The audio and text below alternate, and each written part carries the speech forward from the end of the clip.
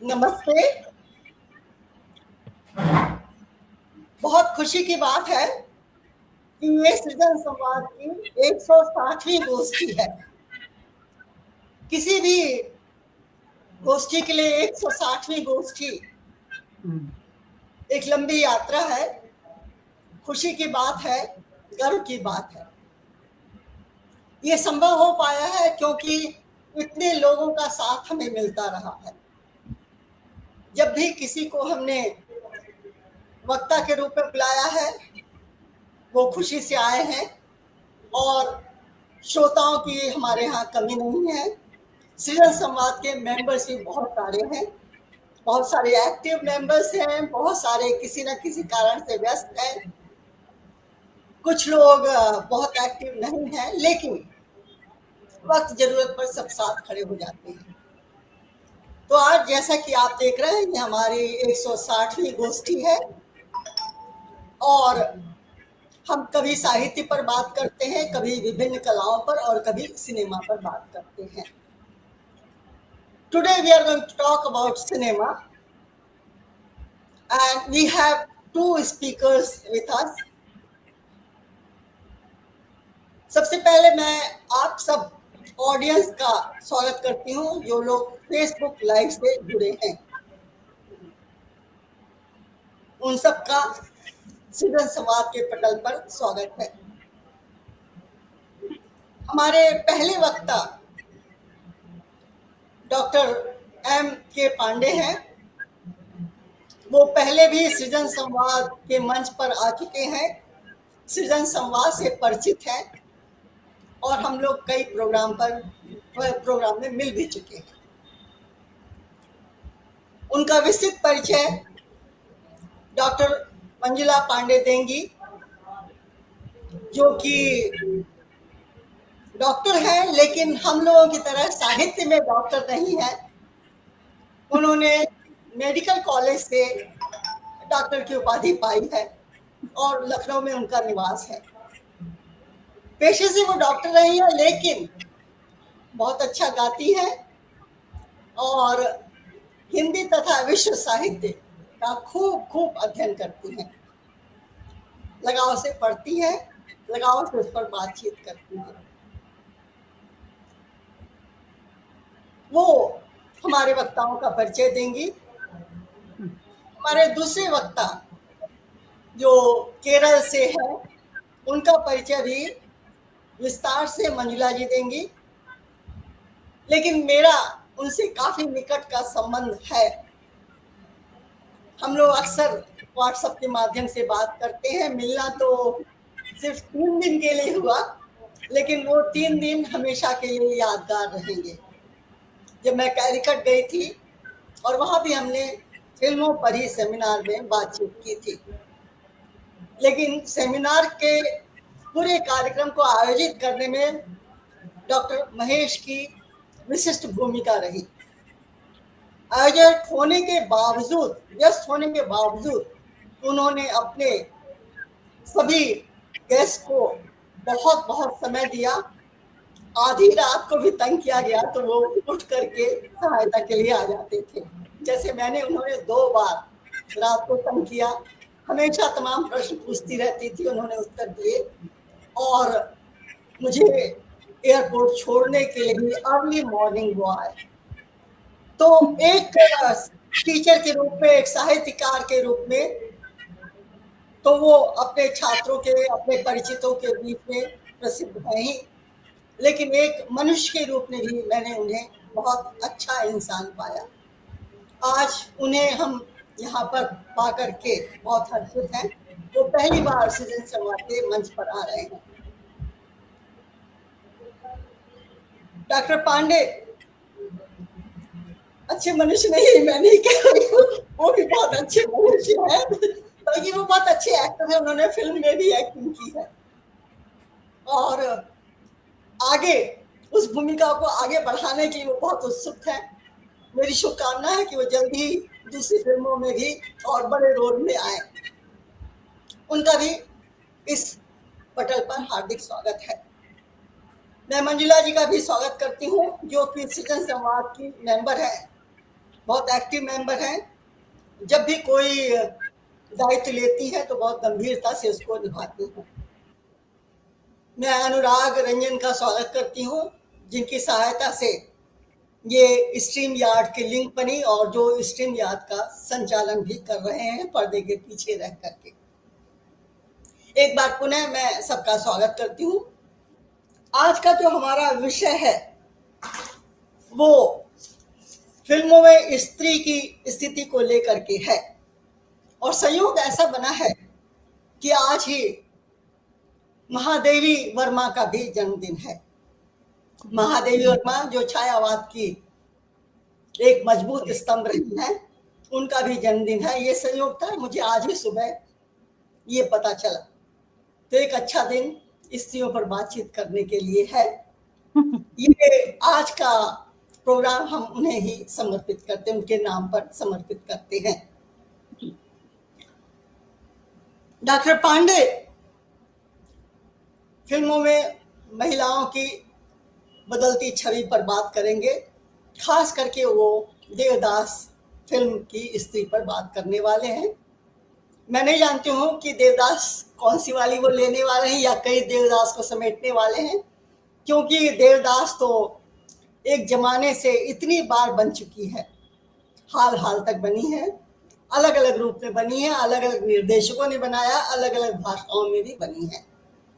तो देखिए वो क्या हमें दिखाने वाले हैं, क्या बताने वाले हैं, क्या साझा करने वाले हैं। डॉक्टर महेश मलयालम फिल्मों में स्त्री की बदलती छवि पर बात करने वाले हैं, और मैं नहीं जानती कितने लोग मलयालम फिल्म देखते हैं। हालांकि आजकल अनुवाद और डबिंग की सुविधा और सबटाइटल्स की सुविधा के चलते, रीमेकिंग की सुविधा के चलते बहुत लोग मलयालम फिल्म देखते हैं किसी न किसी रूप में, और मैं देखती हूँ फेसबुक पर उसकी चर्चा भी होती है, जो हिंदी वाले लोग करते हैं, इसका मतलब देखी जाती है। तो मलयालम फिल्में भले ही कम लोग देखते हैं, लेकिन आज उन्हें बहुत कुछ जानने का अवसर मिलेगा, और साथ ही साथ मलयालम फिल्म देखने की उत्सुकता भी उनके अंदर जगेगी, ऐसा मेरा विश्वास है। मैं एक बार पुनः सबका स्वागत करते हुए मंजुला जी को आमंत्रित करती हूँ कि वे एक एक करके वक्ताओं का परिचय दें और उन्हें मंच पर आमंत्रित करें। Manjula ji. Thank you ma'am. सृजन संवाद की 160वीं गोष्ठी में लखनऊ से मैं मंजुला मुरारी आप सभी का स्वागत अभिनंदन करती हूँ। आज का ये कार्यक्रम विशेष और सामयिक है, क्योंकि इसका आयोजन नवरात्रि और रामनवमी के पुनीत सप्ताह में हो रहा है। आप सभी को इसकी विशेष शुभकामनाएं मेरी तरफ से। माँ दुर्गा की विभिन्न रूपों की आराधना की तरह ही हमारे साहित्य और सिनेमा में भी स्त्री पात्रों का विविध वर्णन और चित्रण होता है। इसी को लेके आज की इस गोष्ठी में दो युवा कथाकार कलाकार हिंदी और मलयालम सिनेमा के स्त्री पात्रों की विविधता और इससे जुड़े संदर्भों पर अपने विचार प्रस्तुत करने वाले हैं। तो आई एम श्योर बहुत ही कैप्टिवेटिंग टॉपिक है और बहुत इंटरेस्टिंग टॉक होने वाली है। अभी आमंत्रित वक्ताओं का मैं स्वागत अभिनंदन करती हूँ और इनका एक संक्षिप्त परिचय देना चाहती हूँ, ताकि विजय जी ने थोड़ा इनके बारे में ऑलरेडी हमें बता दिया है, तो मैं थोड़ा संक्षेप में इसको रिपीट करूंगी। हमारे पहले वक्ता के तौर पे डॉक्टर M.K. पांडे हैं, जो दिल्ली यूनिवर्सिटी में हिंदी विभाग में एसोसिएट प्रोफेसर पद पर इस समय कार्यरत हैं। इनका जन्म और प्रारंभिक शिक्षा बिहार प्रांत के सीवान में हुआ, और फिर ये दिल्ली यूनिवर्सिटी में रामजस कॉलेज में इन्होंने पढ़ाई करी, और इस समय वहीं पे दिल्ली यूनिवर्सिटी के हिंदी विभाग में कार्यरत हैं। इनकी साहित्यिक रुचियां काफी विविध हैं, और साहित्य, नाटक, फिल्म, रंगमंच करीब सभी क्षेत्रों में इनके अनेकानेक शोध पत्र और लेख प्रकाशित हो चुके हैं। उल्लेखनीय प्रकाशित कहानी संग्रह 90 के दीवाने, लोक के शिखर आदि इनकी प्रारंभिक रचनाएं हैं, पर अभी आई एम श्योर इनका बहुत सारा कंट्रीब्यूशन हमें देखने के लिए मिलेगा। आज का इनका विषय, जैसे विजय जी ने बताया, हिंदी सिनेमा और स्त्री वैमर्शिक चिन्ह, डॉक्टर पांडे का भी अभिनंदन करते हैं। और हमारे दूसरे वक्ता हैं डॉक्टर महेश। वर्तमान में वो यूनिवर्सिटी ऑफ कालीकट के हिंदी विभाग में असिस्टेंट प्रोफेसर के पद पर कार्यरत हैं। इनकी मातृभाषा मलयालम है और अपनी शिक्षा पूर्ण करने के बाद विगत 10 वर्षों से ये 10 वर्षों से भी अधिक समय से ये हिंदी अध्यापन का काम कर रहे हैं। इन्हें मॉडर्न एंड कंटेम्परेरी हिंदी कविता में विशेष रुचि है। इनके कई लेख और शोध प्रबंध कई सारे इंटरनेशनल और नेशनल जर्नल्स में प्रकाशित हो चुके हैं। श्री महेश जी का आज का वार्ता विषय है मलयालम सिनेमा में स्त्री पात्रों की बदलती भूमिका। आपका इस कार्यक्रम में भाग लेने के लिए हम आभार व्यक्त करते हैं और आशा करते हैं आपकी आज की प्रस्तुति बहुत ही थॉट प्रोवोकिंग और इंफॉर्मेटिव रहेगी। आगे के कार्यक्रम के संचालन के लिए मैं विजय जी को आमंत्रित करती हूँ कि आप, over to you Vijay ji. अब आप किनको बुलाना चाहते हैं पहले? मेरे ख्याल में डॉक्टर पांडे शायद पहले प्रेजेंट करेंगे, तो आप आइए, आपका स्वागत है। Over to you Vijay ji. हाँ, पांडे जी का स्वागत है। पांडे जी, आपकी आवाज नहीं आ रही है। अब ठीक है? हाँ, अब ठीक है। जी जी जी, थैंक यू मैडम।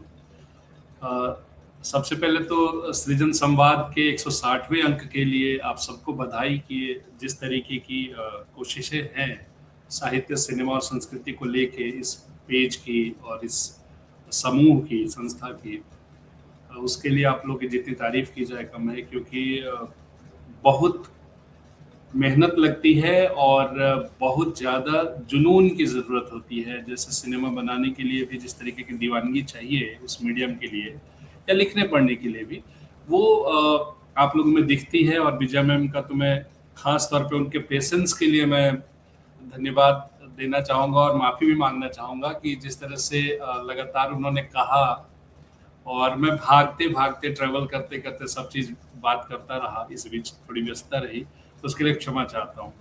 जब विषय की बात हो रही है, मुझे लगा कि 20 मिनट की जो बातचीत है उसमें अगर स्त्रियों से रिलेटेड कोई बात करनी है तो मुझे लगा कि किसी एक सिनेमा को बतौर टेक्स्ट रख लेते हैं और उस टेक्स्ट के तौर पे उसकी व्याख्या करते हैं। क्योंकि बीते दिनों में इटावा में था और सिनेमा के अलग अलग एस्पेक्ट पे बात हो रही थी और बड़े सिस्टमेटिक तरीके से काफ़ी वक्ताओं ने देवदास की बार बार चर्चा की, खासतौर पे पीसी बरुआ से लेके शाहरुख खान तक।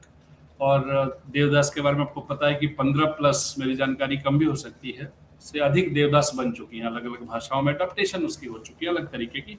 लेकिन मुझे लगता है कि अगर सिनेमा की पूरी स्टोरी लाइन को और सिनेमा के ट्रीटमेंट को हम देखें और 3 एंगल को देखें, उसके प्लॉट, क्लाइमैक्स, एंड के तौर पे देखा जाए, तो मैं पीसी बरुआ वाली, दिलीप कुमार वाली और अनुराग कश्यप वाली देव डी जो एक अलग तरीके का पार्ट लेके आती है, मुझे लगता है कि ये फिल्म उस तरीके से चर्चा में नहीं आ पाई। लेकिन फिर भी सिनेमा में स्त्रियां कैसे आती हैं, उनको देखने की वैमर्शिक निर्मितियां कैसी होती हैं, इस पे बात करना बेहद ज़रूरी है। वो इसलिए ज़रूरी है कि असल में सिनेमा और ख़ास करके हिंदी सिनेमा में के इतिहास को जब देखेंगे तो उसमें स्त्रियों को खास तरीके का ट्रीटमेंट ही मिलता रहा है और उनके व्यक्ति का भी जो पूरा पैटर्न है वो कमोबेश एक जैसा है। अब इसे आप जब विमर्श के तौर पर उतरेंगे तो पैट्रियार्की की साजिश कहें या फिल्म निर्माताओं या लेखकों या जो इस तरीके के मीडियम से जुड़े लोग हैं उनका मायोपिया कहें, कम्बिनी कहें, कि वो इस अनभुजे वाली हरकत तो उनकी नहीं है कि बहुत बिल्कुल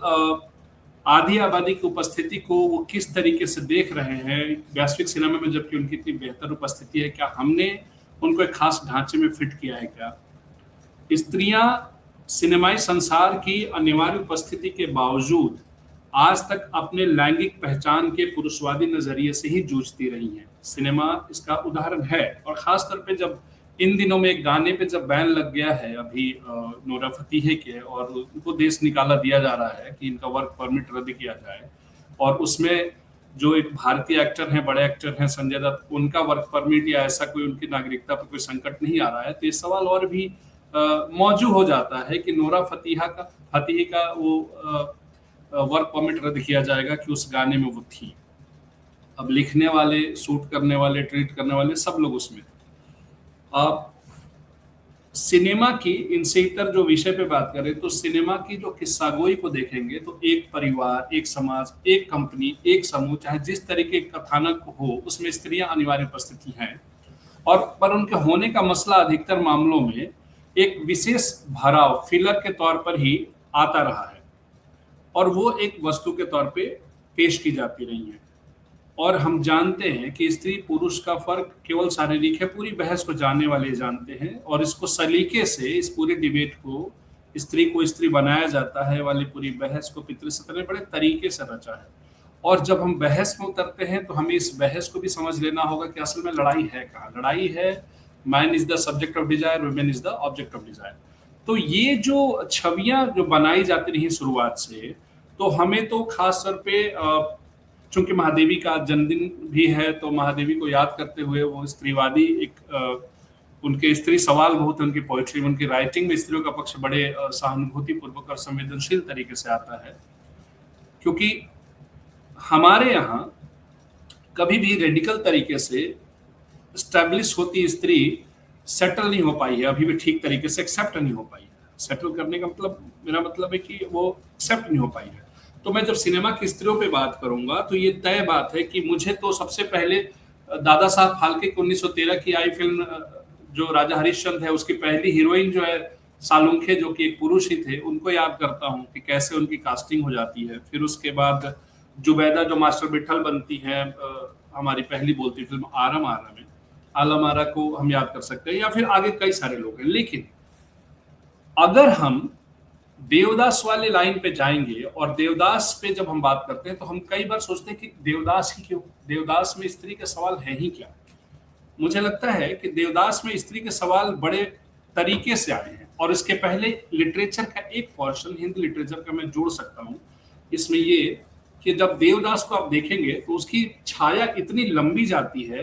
वो एक अगर एक शीर्षक ढूंढा जाए उसका, तो शीर्षक में ये समझिए कि देवदास टू कसब बरास्ते सूरज का सातवां घोड़ा। अब ये मैं बात कहूंगा तो अब लगेगा कि क्या दूर की कौड़ी बिठा रहे हैं, क्या कहीं का कुछ जोड़ रहा हूं। लेकिन अब देखिए, अगर आपने देव डी देखी कसब पढ़ी है तो कसब का नायक भी डीडी ही है, और जो उसमें सूरज का सातवां घोड़ा का जो वो वाला सीक्वेंस आप देखिए, जब तन्ना और जमुना की प्रेम कहानी फ्लोरिश हो रही है और तन्ना एक पीड़ा में है, तो वो माणिक मुल्ला जो तब बालक रहता है टीनेज में, वो किताब भी लाके देता है तो देवदास ही है। और वही देवदास का खास पन्ना, वही जब इसमें स्टैंड लेने की बात है, वही बात तेज तेज आवाज में यमुना पढ़ रही है। तो मुझे लगा कि ये तो कमाल की बात है कि इस पे हम स्टीरियोटाइप बात ना करके एक बतकही के पोर्शन में बात करते हैं और एक ही टेक्स्ट रखते हैं। तो मुझे देवदास से गुजरने में आनंद आने लगा। आनंद इस बात का आ रहा है कि हम चाहते हैं कि स्त्री की इतनी डिमांड है, इंडियन पूरे मूवमेंट को आप देखेंगे तो प्राइमरीली यही डिमांड है कि हमें कम से कम मनुष्य तो समझा जाए। और सिनेमा 3 अलग तरीके के चीजों पे चलता है, आप जानते हैं। खास तौर पे अगर हम आशा कसबेकर वाली जो लाइन पढ़े अगर हम, तो वो, और उसका एक रेफरेंस जाता है ब्रिटेन की उस मैगजीन में, स्क्रीन पत्रिका में, जिसको मलवी ने लिखा था, लारा मलवी ने, कि हिंदी सिनेमा में स्त्री का जो कैरेक्टर बनाया गया है वो गंगा जैसी पवित्र, और सारे उसके पूरा का पूरा उसका जो है कौमारे का महिमा मंडन है, और उसको ही स्टैब्लिश करने में कि नहीं मैं तो अनटच्ड हूँ, मैं इस तरीके के शुचितावाद की तरफ एक है। दूसरा क्या है कि सार्वजनिक प्रदर्शन के तौर पे स्त्री को जब दिखाया जाएगा आइटम के तौर पे बार में या फिर थिएटर में या रेस्तरां सड़क पर, तो असल में सारा खेल अकेली ना बाजार जाया करो नजर लग जाएगी जैसी चीजें तो बहुत छोटी बात होगी। लेकिन ऐसे कितने भी गाने होंगे जिसमें बार बार उस चीज पे ही, एक ही चीज पे, कि इसको फिलर के तौर पे भरो और उसको फिर डिफाइन करते चलो, क्योंकि हमें तीसरा जो पार्ट है जिसको वायरिज्म कहते हैं, वो निहारने का सुख जो है ना, वो ऑडियंस को देना है। और इस दृश्य को ऐसे व्यवस्थित किया जाता है सिनेमा में जिसमें आप इसके तरफ अगर वैचारिकी से आप सुदृढ़ नहीं है, दिमाग लगा के ना देख रहे हो, या फिर ब्रेक वैल्यूज थियरी में कि निर्देशक, नाटककार और एक्टर ये मिलकर एक ऐसी साजिश करने लगते हैं कि जो मंच पे घटित हो रहा है, जो हम देख रहे हैं वही सत्य है, वो इसी को आप सत्य मान लीजिए। इस साजिश को बेनकाब करते हुए वो आते हैं एलिनेशन की तरफ। तो हम थोड़ा सा उस तरीके से जागरूक ऑडियंस की तरह देखते हैं। तो तीसरा जो है ना, ये जो निहारने का जो सुख है, वायरिज्म जिसको कहते हैं, वो उस पर बड़ी बात हुई है। और बात ये हुई है कि भैया इसके अलावा भी स्त्री का कोई किरदार है कि नहीं सिनेमा में। मैं इस बात को बिल्कुल नहीं नकार रहा हूँ कि पैरेलल सिनेमा है या फिर मेन स्ट्रीम सिनेमा की कुछ पिंक जैसी फिल्में या उसके बाद की कई सारी फिल्में अभी आई हैं, मैं डिटेलिंग में नहीं जाऊंगा। ये सारी फिल्में कुछ जो हैं वो ऑर्बिट, सेमी ऑर्बिट या मल्टीप्लेक्स कल्चर की, जो छोटे बजट की या फिर एक खास तरीके के विचारवान निर्देशकों ने जो बनाई, उन्होंने उसमें जाति और लिंग के सवाल को बड़े गहरे तौर पर उतारा है। मैं उसे लिमिट नहीं कर रहा हूँ या एकदम खारिज नहीं कर रहा हूँ, लेकिन मैक्सिमम जो पॉपुलर सिनेमा है वो ऐसे ही काम कर रही है। इसका सबसे बड़ा उदाहरण तो आप देखिए जाके, अभी धुरंधर आई है, धुरंधर की जो नायिका है वो ऑलरेडी सारा अर्जुन शायद उनका नाम है, तो वो खुद एक फिलर के तौर पर ही है, सिनेमा में बहुत उनका रोल नहीं है। लेकिन हम असल में दुर्गा, काली, गंगा, इस तरीके की चीजों को, सावित्री, इस तरीके के किरदार का हम एक आइकॉनिक चेहरा बना लेते हैं और फिर उसमें हीरोइन को फिट करने की कोशिश करते हैं। दूसरा एक और दिक्कत है कि जब आप पुरानी फिल्मों में भी देखेंगे ना, तो एक जिक्र करता हूं सीन का, फिर देवदास पे आ जाएंगे। जो नायिका सवाल पूछती है, वो कहती है कि पढ़ी लिखी है, दूसरे घर से आई है और अधिकतर प्रेम विवाह की हुई है, मझले भाई की पत्नी मान लीजिए, और आप फिल्मों का रेफरेंस आप समझ जाएंगे। वो आएगी और बड़ी बहू के स्टेरियोटाइप लाइफ के खिलाफ जाके वो ये बात कहना चाहती है कि मैं वो काम क्यों करूं सुबह उठ के कि भैया तुम ही कर रही हो, तुम ही कर लो, कि रोज उठ के तुलसी चौरे में जल डालूंगी या फिर यही काम करूंगी, कुछ नहीं, सब सहती रहूंगी, वो मैं नहीं करूंगी। तो जो नायिका सवाल पूछती है वो नायिका वैम्प है, और उसको सीधा करने का एक ही तरीका है कि अंत में पूरे परिवार के सामने उसको एक थप्पड़ मारो, फिर उसको अंदर से उसको पता चल जाएगा घर में असल मालिक कौन है, मर्द। और इसका जब मैं रेफरेंस ले रहा हूँ, कई लोग को याद आ गया होगा, दो रास्ते वो फिल्म है, और बाकायदा उसमें सवाल पूछने वाली नायिका हमेशा बिंदु ही होगी, और वो अरुणा ईरानी जैसे किरदार होंगे जो हमेशा विलेनियस वैम्प बना दिया जाएगा उनको, वो सवाल नहीं पूछ सकते। तो फिर मॉडर्निटी की पूरी परिभाषा मुंह पे बता के गिर जाती है जब हम कहते हैं कि भैया संशय तो होगा, क्यों मैं इस चीज को मानते चलूं यथास्थितिवाद को। तो सिनेमा इस चीज को बहुत ईमानदार तरीके से नहीं देखता, और मैं बार बार कहता हूँ कि सिनेमा एक बेहद चालाक चतुर मीडियम है, उद्योग तो खैर है ही, एक बहुत चालाक और चतुर मीडियम है। पहले और अंत तक बीच में वो घालमेल करता है कुछ चीजों का, विमर्शों का, अदरवाइज वो उसका काम मुनाफा से जुड़ा हुआ है, और मुनाफा प्राइमरीली काम है। और उसमें अगर हमारे फिलर के तौर पे औरतें बढ़िया काम कर रही हैं तो उनको उस तरीके से चलता है और वो चला लेते हैं। और इसका सबसे बड़ा उदाहरण है कि मिस इंडिया रही एक बड़ी नायिका कहती है इंडस्ट्री में सेक्स और शाहरुख ही बिकता है। और आप इस पूरी कहानी को, जब आप इस पूरे पैटर्न से आप गुजरेंगे तो समझ जाएंगे कि असल खेल कहाँ है पैट्रियार्की का। तो उस पूरी साजिश को ऐसे समझिए। दूसरी बात, मीडियम्स में एक और बड़ी कमाल की बात है कि आप ट्रेडिशनल होते हुए मॉडर्न होना बड़ा मुश्किल काम है। उसके लिए दिखाने के लिए हमेशा दिखाया जाएगा कि वो अंग्रेजी बोल देगी जब एक पढ़ी लिखी बहू के आगे, तभी उसको माना जाएगा कि नहीं ये पढ़ी लिखी है, लेकिन फिर भी अपने रिचुअल से जुड़ी हुई है, पब्लिक उसे सीटी मारती कहाँ ये हुआ। आप इसके बड़े उदाहरण बीबी होता है ऐसी, या फिर दूसरे बुलंदी जैसी फिल्मों में देख सकते हैं जो पॉपुलर फिल्म के सिनेमा है। अब जब अपने विषय पे बात करूं, क्योंकि मैं स्क्रीन पे वो लाइन भी देख रहा हूं, तो मुझे सिनेमा पे आके बात करता हूं, क्योंकि अगर किसी ने सवाल पूछा तो फिर उसमें बात होगी। देखिए, देवदास के लिए एक 3 महत्वपूर्ण किरदार है। पारो है, और मैं कोई फिल्म नहीं ले रहा हूं, फिल्म तो पीसी बरुआ से लेके दिलीप कुमार तक सेम चलती है, लेकिन इन 70-80 सालों के बीच में जो सवाल पूछे बिना रह गए थे ऑडियंस, वो आके अनुराग कश्यप के देवडी तक ठहरती है। और इसलिए मुझे लगता है कि देवडी एक बहुत महत्वपूर्ण फिल्म होके आ जाती है विमर्शों के बीच में, और उसको पढ़ना फिर से देखना, यानी पढ़ने से मेरा संदर्भ देखने से, वो ज्यादा जरूरी है। तो 3 किरदार है, अब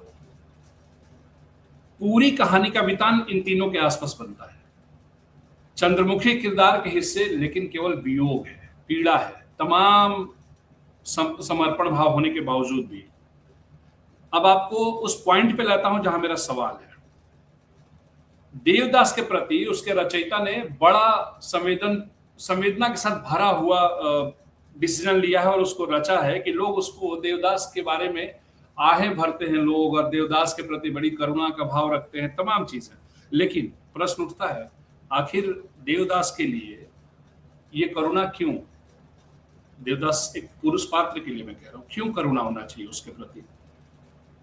शरद बाबू ने उस किरदार को, और फिल्मकारों ने भी एज इट इज, जिन्होंने किताबों के साथ भी काम किया और फिर जब संजय लीला भंसाली ने अपने तरीके का प्रयोग किए, तो उन्होंने जब देवदास में काम किया, सामने लाया देवदास को, तो उन्होंने बार बार इस बात को सिरे से आंखों से साइड कर दिया। उन्हें दिखा नहीं कि भाई ऐसी बात कैसे हो सकती कि वो एक लड़की रात को आएगी अपना मन लेके और कहेगी कि भाई उसकी देहरी पर आके कि निर्णय लो, हमारे संबंधों का निर्णय लो। तो देवदास क्या कहता है? वो संवाद बड़ा महत्वपूर्ण है। वो कहता है, इतनी रात को, छी छी, कल शक्ल कैसे दिखाओगी? तो पारो कह रही वो हिम्मत मुझे है। तो देवदास कहता है कि कल शर्म के मारे सिर नहीं झुक जाएगा तुम्हारा? तो पारो कह रही बेशक झुक जाता, बशर्ते कि मैं निश्चित रूप से यह न जानती कि तुम मेरी सारी लाज शर्म को ढक लोगे। तो देवदास कहता है, मगर मैं ही क्या अपना मुंह दिखा सकूंगा? पारो कहती, तुम पुरुष हो, आज नहीं तो कल लोग तुम्हारे कलंक की बात भूल जाएंगे। 2 दिन के बाद कोई याद नहीं रखेगा कि कब किस रात भागिन पार्वती अपने कुल की परवाह न करके तुम्हारे पैरों में माथा टेकने आई थी। आप इस 3 संवादों के आसपास पूरी बहस को अगर आप रख लें तो आप देखिए सिनेमा अपने तरीके से कैसे डायलॉग देता है कि पारो इतनी रात को कहती, कल हमारा निर्णय होना है और आज तुम्हारा डिसीजन क्या है ये बताओ। तो कहता है कि चली जाओ, कोई देख लेगा, तुम्हारी बदनामी हो जाएगी। आप सोचिए 30 के दशक का सवाल, वो पूरे देवदासों में, जो बंगाली में भी 3-4 बनी है, दूसरी भाषाओं में भी 10-1 बन चुकी हैं, हिंदी में 3 बन चुकी हैं, ये ट्रेवल कर रहा है पूरा।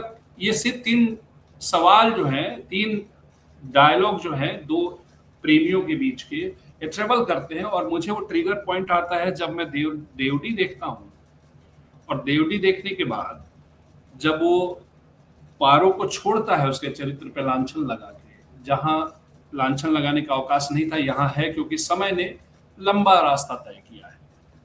तो देवडी की नायिका से फिर से पुराने संबंधों की तरफ लौटना चाहता है, और जितने पास जाता है वो उतना ही वो उसको दूर करती है। तो कहता है, पारो तू ऐसा क्यों कर रही है? आप याद कीजिए, वो देवडी का जो देवडी है वो भी देवदास ही है बेसिकली। तो वो जो बात कहती है ना, वो बात 80 सालों से कान में लोगों को ये रेंगी क्यों नहीं, ये जहन में कूदा क्यों नहीं कि भाई ये जवाब तो दिया जाना था कि तुम बड़े प्रेमी थे तो स्टैंड लेना था। क्योंकि अनुराग कश्यप जब फिल्म लाते हैं तो चूंकि वो नए ढंग के फिल्मकार हैं और नए तरीके के पैटर्न पे सोचते हैं, वैमर्शिक कई फिल्मों का निर्माण भी किया उन्होंने, वो कहते हैं, उनकी नायिका कहती है, देव मैं तुम्हारी औकात बता रही हूँ। ये शब्द बड़े हल्के लग सकते हैं, लेकिन आप सोचिए पंजाब के बैकग्राउंड में सेट की हुई कहानी की नायिका जब ये बात बोलती है ना तो झटका लगता है, इसमें प्रेम कहाँ है? लेकिन औकात बताने की बात इसलिए जरूरी थी कि देवदास जब प्रेम था, और जब मैं रात को 2 बजे आई थी 1930 में और तुम्हें निर्णय लेना था, तुमने इसी लोक लाज, इसी भय से और मेरे चरित्र को ध्यान में रखते हुए भले कहा था कि चली जाओ नहीं तो बदनाम हो जाओगी। ये सवाल कितने पारों ने 80 सालों में झेला है। एक्सेप्टेंस, प्रेम करोगे तो प्रेम अपने आप में एक विद्रोह है। और बहुत अच्छी बात कही पांडे जी। आपको थोड़ा इंटरप्ट कर रही हूँ कि क्योंकि वक्त थोड़ा तेजी से जा रहा है। विजय जी ने मुझे बोला था कि करीब आपके शायद 5-7 मिनट और मिल जाएंगे तो अच्छा होगा। मैं 2-4 मिनट में खत्म कर रहा हूँ। तो नहीं पंडित जी, आप बोलिए अब मेरे समय का परवाह ना कीजिए, आप बोलिए। वो नहीं, आप बहुत अच्छा बोल रहे हैं, आपने उठाए हैं, लेकिन लेकिन असल बात हमारे पास समय सीमा आ जाती है इसलिए। लेकिन नहीं, मैं इसीलिए वही जा रहा हूँ, सीधे वहीं पे जा रहा हूँ। या मुझे मालूम है कि इतना समय काफी नहीं है। मैं कोशिश से नहीं, मैं ये कोशिश कर रहा था कि जब मैं स्त्री पक्ष के और उसके वैचारिक आधार पर बात करूंगा तो मेरा 36 चौरंगी लेन से लेके और 27 डाउन और ये माया दर्पण उसकी रोटी सारी आएंगी, लेकिन मैंने इन सबको काटा। मैंने कहा कि अल्बर्ट की नायिका या अर्ध सत्य की नायिका ये सब चीज रहेंगी, लेकिन ये नहीं चाहिए। इसलिए मैं सीधे सीधे पॉइंट पे आता हूँ। इस बहस पे सिर्फ विमर्श पे आके अपनी बात खत्म करता हूँ, और कोई बात होगी तो हम बात कर लेंगे फिर। तो आप ये सोचिए कि वो नायिका जब ये कहती है तो देवदास को, देवडी वाले देवदास को झटका लगता है, और एकाएक उसके मन में एक चेतनता की स्थिति आती है, अरे ये क्या ही हो गया। अब आप ये सोचिए, यहां भी प्रॉब्लम है, अभी एक नायिका अभी भी छूट रही है। एक बड़ा सवाल और एक बड़ा त्याग एक स्त्री का प्रेम में और है, और जो समाज के हास्य की स्त्री है वो है चंद्रमुखी। और चंद्रमुखी के साथ क्या दिक्कत है कि देवदास अपने सबसे बुरे दिनों में उसके पास है। सबसे बुरे दिनों में आके जब वो उसकी सेवा शुश्रूषा करती है, प्रेम में है उसके, और अपना पेशा छोड़ के इसके साथ पूरी तरह से समर्पित है, तो वो पूछती है, जब ये जाने लगता है तो पूछती है कि तुम जा रहे हो देव, तो मेरे बारे में क्या सोचा तुमने। अगेन वही सवाल जो पारो ने पूछा था, तो बड़ा वायवीय उत्तर देते हैं पुरुष देवदास जी। कहते हैं कि विधाता ने न जाने तुम्हारा मेरा क्या लिखा है, ऐसा ही कुछ है, मैं लबोलवाब बता रहा हूं, आप लोग याद कर लीजिएगा और फिर से देखिएगा कि मैं नहीं जानता कि विधाता ने क्या लिखा है, लेकिन अगर कोई अगला जन्म हुआ, ये चालाकी देखिए, अगला कोई अगला जन्म हुआ तो मैं तुमसे दूर ना रह पाऊंगा।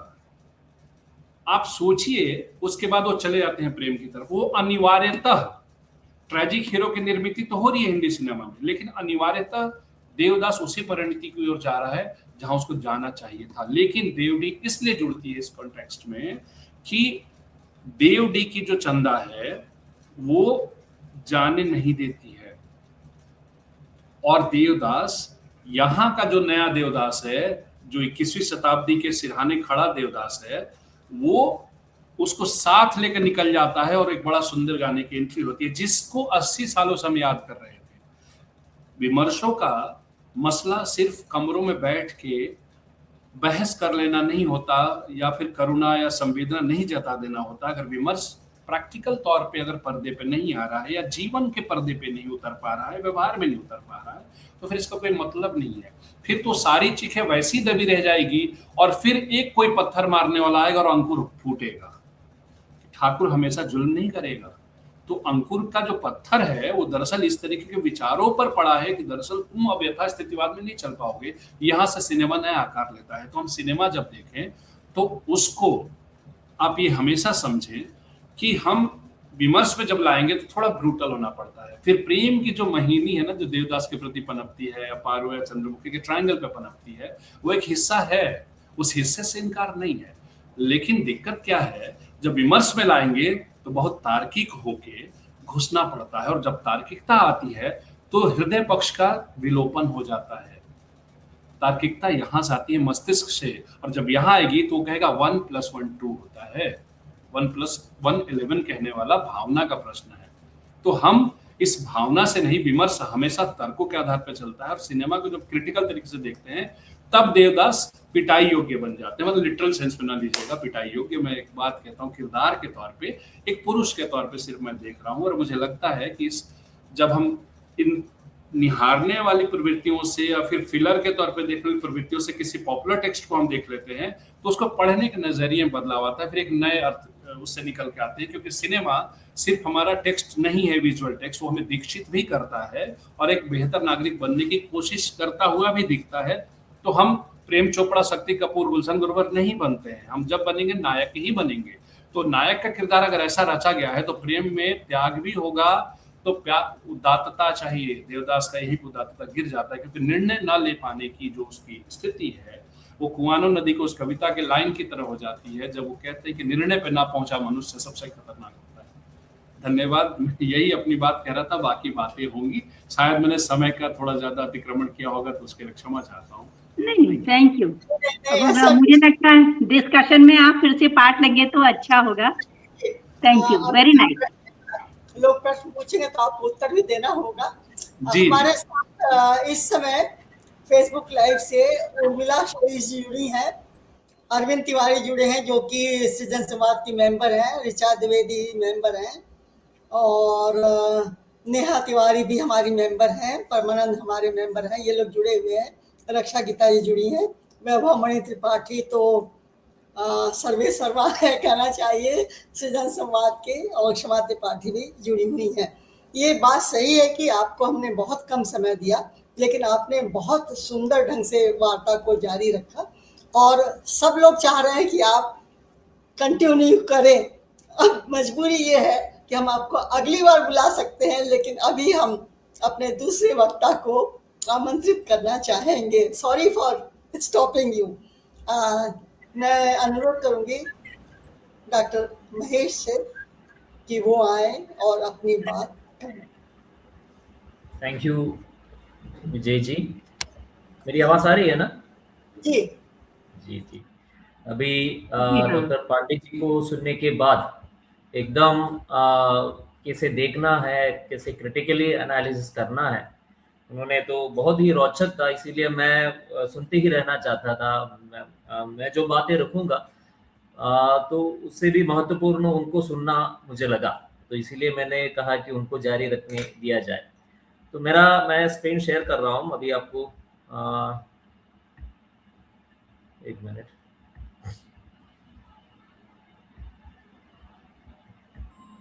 हाँ, बाकी दर्शकों के लिए मैं बता दूं कि महेश जी अपना एक पावर पॉइंट प्रेजेंटेशन लोड कर रहे हैं, और जैसे ही वो उसे शेयर करने में सक्षम होते हैं आपके सामने स्लाइड्स आ जाएंगी। तब तक थोड़ा सा शायद इंतजार जरूरी है। Thank you. हमें बहुत अच्छे अच्छे कमेंट्स मिल रहे हैं फेसबुक लाइव से, कुछ हम यहाँ पर दिखा भी रहे हैं, और इतने लोग जुड़े हैं, ये भी बहुत खुशी की बात है जी। ऋचा द्विवेदी जी कह रही हैं बहुत ही रोचक है, क्षमा त्रिपाठी कह रहे हैं बहुत बढ़िया पांडे जी, और रक्षा गीता मलयालम सिनेमा सुनने के लिए बहुत उत्सुक हैं। तो आप सुनिए वो क्या कह रहे हैं, डॉक्टर महेश क्या कह रहे हैं। जी मैम, अभी महेश जी आप इसको स्लाइड शो में कर लीजिएगा तो ये साइड बार नहीं आएंगे। स्लाइड शो मोड में कर लीजिएगा। Thank you. इसे चलने को चलने दीजिए जी, क्योंकि फिर वो गड़बड़ हो जाएगी नहीं तो। नहीं देखता हूँ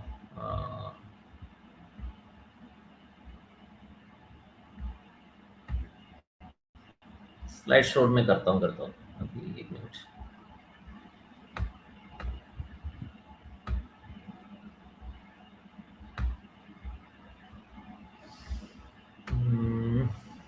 खुशी की बात, हमारे साथ वर्धा से अमरेंद्र कुमार शर्मा जी जुड़ गए हैं, और उनका कहना है पांडे जी ने कुछ जरूरी पक्षों की तरफ ध्यान दिलाया है। ये एकदम सही बात है, मैं इससे पूरी तरह सहमत हूँ। और वैभव मणि त्रिपाठी कह रहे हैं मलयालम सिनेमा ने जिस तरह इवॉल्व किया है वो तो अद्भुत है। आज तो लोग खुले मन से स्वीकार कर रहे हैं कि हिंदी सिनेमा से आगे है मलयालम सिनेमा। हाँ, वो तो रहा है, हमेशा से रहा है। नहीं, ऐसा है नहीं, क्योंकि कुछ फिल्में वहाँ अच्छी हैं, कुछ यहाँ अच्छी हैं, कहीं भी सारी फिल्में अच्छी नहीं है, कहीं भी सारी बांग्ला फिल्मों के बारे में भी हम ये कह सकते हैं। ये और बात है, रीजनलिज्म में ना पड़े तो अच्छा है। जी महेश जी, आपका सेट हो गया? अभी नहीं, दिख नहीं रहा है। नहीं दिख रहा। आप जैसे कर रहे थे वैसे ही कीजिए। जी इसको टेक्निकल प्रॉब्लम हो रहा है लोड करने में, वही आप जैसे कर रहे थे वैसे ही कीजिए। जी। एक मिनट, अभी हो जाएगा। एक मिनट, थोड़ा स्क्रीन वाइड हो जाएगा तो स्लाइडें अच्छी दिखेंगी। अभी दिख रहा है? नहीं, अभी तक तो नहीं आया। अभी तो आप ही शेयर हो रहे हैं, स्लाइड शेयर नहीं हो रहे। अच्छा, आप जैसे कर रहे हैं वैसे ही कीजिए, जैसे पहले किया था। अभी पहले हो गया था, अभी दूसरी बार नहीं हो रहा है ये। आप फिर से शुरू कर लीजिए तो हो जाएगा। जी मैं शुरू कर लेता हूँ, नहीं तो समय जब चला जाएगा। जी नहीं यार, कोई बात नहीं, टेक्नोलॉजी को लेके हम सब अनाड़ी हैं। तब तक विजय मैम आप कुछ अगर मलयाली फिल्म के हिसाब से हमको कुछ बताना चाहें मलयाली सिनेमा में, कि आपने कुछ ना कुछ आर्टिकल तो जरूर लिखा होगा इसके बारे में। मलयालम सिनेमा, ये बात सही है कि मैं खूब मलयालम सिनेमा देखती हूँ। अगर इंग्लिश सबटाइटल्स है तो कोई बात ही नहीं है। कई बार डबिंग भी देखती हूँ। डबिंग मुझे उतनी अच्छी नहीं लगती है, क्योंकि अच्छा। जो लोग डबिंग करते हैं असल में वो मलयालम के जानकार नहीं होते हैं, ना उनको संस्कृति पता होती है, ना भाषा पता होती है। वो तो इंग्लिश से ही डबिंग करते हैं। तो जब अच्छा। मलयालम से इंग्लिश और इंग्लिश से फिर हिंदी होता है तो बहुत फर्क जी हाँ, पड़ता जी है। हाँ। हाँ बिल्कुल एक जैसा तो नहीं रहता। तो मैं अभी मैडम लगता है कि कोई टेक्निकल प्रॉब्लम हो रहा है, वो भी नहीं हो रहा है, जो पहले मैंने किया था वो भी शायद नहीं हो रहा है। मैं शुरू कर लेता हूँ। आप ऐसा कीजिए, आप एक बार ऑफलाइन होके फिर से ज्वाइन कर लीजिए और तब जी अनुराग आप जी जोड़ लेंगे और आप जैसे कर रहे थे वैसे कीजिए। तो ऐसा है कि अब आएगा, हाँ, जब अब आ इंग्लिश जाएगा स्क्रीन पे। मलयालम ना तो भाषा लोग जानते हैं, हम लोग भारतीय हैं लेकिन अपने देश के बारे में पूरा नहीं जानते, बहुत कम जानते हैं। तो न तो लोगों को जो लोग अनुवाद करते हैं या डबिंग करते हैं उनको ना तो भाषा मालूम होती, ना संस्कृति मालूम होती है। पूरे दक्षिण में भी केरल की संस्कृति बहुत अलग है, इसलिए जब वो डबिंग करते हैं या अनुवाद करते हैं तो कई बार बहुत ब्लंडर कर जाते हैं। तो ये एक बात मुझे खटकती है, क्योंकि मुझे थोड़ा बहुत ज्ञान है वहाँ की संस्कृति का भी और वहाँ की भाषा का भी। तो इसलिए डबिंग में बहुत कम देखती हूँ। इंग्लिश सबटाइटल्स है तो ठीक है। आ गया, वेरी गुड महेश जी, आप जारी आप इसी कीजिए, पे कंटिन्यू कर लीजिए। हाँ फिर कभी बताऊंगी जी। आप शुरू कीजिए। ओके, एकदम ठीक है तो आपका। हाँ हाँ हाँ,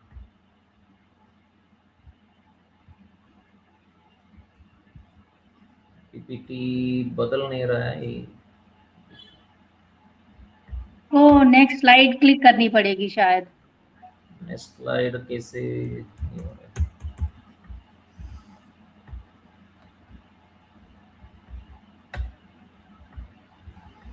रीडिंग मोड में करेंगे तो होगा। हाँ, नीचे जो होते हैं ना, रीडिंग मोड में करेंगे तो होगा। स्लाइड को रीडिंग मोड में डालेंगे तभी आएगा। अच्छा, तो चलो छोड़ देते हैं क्योंकि वही टेक्निकल इश्यूज ज़्यादा हो रहा है।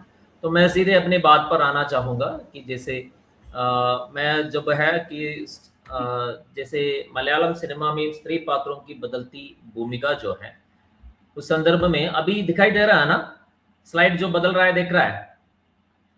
No we can not see the slides. अभी फिर शायद आने वाला है, स्क्रीन फीड कर रहा है। जी हाँ, जी हाँ, अब अगली स्लाइड आ गई है, प्लीज कंटिन्यू। चेंज भी हो रही है, और कंटिन्यू कीजिए, चेंज हो रही है। जी जी जी जी जी। इमेज, स्मृति और संवेदना के संदर्भ में मैं मलयालम सिनेमा में जैसे अभी अभी पांडे जी ने बहुत ही विस्तार से जो कहा है कि जैसे जो स्त्री किरदार है, स्त्री को कैसे पात्रों के रूप में सिनेमा में रखा गया है। तो तमाम जो लुमियर ब्रदर्स से प्रारंभ होकर पर्दे पर इमेज की भाषा जो है लगातार विकसित होती गई है। सिनेमा के संदर्भ में इमेज का अर्थ भाषा में अक्षर के समान है। जैसे हम सब परिचित है कि कैसे एक इमेज का जो उसके पीछे कौन से पॉलिटिक्स काम करते हैं, इमेज को कैसे बनाते हैं। तो वही कारण है कि तमाम जो स्त्री पात्र है उसकी भूमिकाएं अभी तक नहीं बदली। जैसे देवदास के संदर्भ में पांडे जी ने बहुत ही सशक्त रूप से इशारा किया कि वो वही स्थिति है जो लगातार सालों से वही स्टीरियोटाइप या क्लीशे के रूप में स्त्री को स्त्री दिखाई दे रही है फिल्मों में। तो देखा जाए तो भाषा के प्रयोग के भीतर जिस प्रकार वर्चस्व के विभिन्न रूप अनजाने ही काम करते हैं, उसी प्रकार सिनेमा के बिंब विधान में भी वर्चस्व के विभिन्न संदर्भ को परखा जा सकता है।